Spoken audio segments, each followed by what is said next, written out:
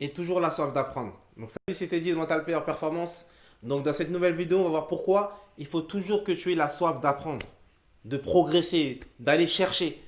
Parce qu'en réalité, celui qui pense qu'il est arrivé, il commence déjà à stagner en fait. L'être humain, le footballeur et tous ceux qui ont réussi, ils ont toujours été dans cette quête de recherche, de perfectionnement, d'apprentissage. Et toi, il faut que tu sois comme ça aussi au quotidien. De vouloir chercher toujours à apprendre.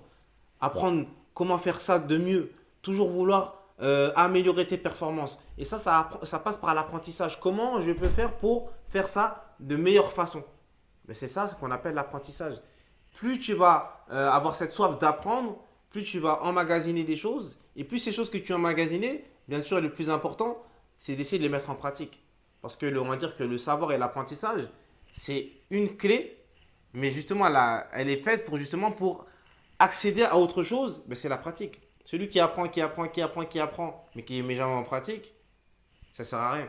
Il faut apprendre et aussi mettre en pratique. Et c'est ça qui va faire que tu seras meilleur. Tu seras meilleur footballeur. C'est apprendre. Donc apprendre, toi, de faire des recherches, demander à des personnes, comme j'ai dit, ça peut demander à ton coach, tu peux demander aussi à des personnes qui sont spécialisées dans un domaine précis. Tu vas améliorer par exemple tes capacités physiques, bah, va voir le préparateur physique. Si tu as amélioré tes capacités mentales, gérer tes émotions, va voir un préparateur mental. Si tu as amélioré ta façon de t'alimenter, va voir une nutritionniste ou un nutritionniste.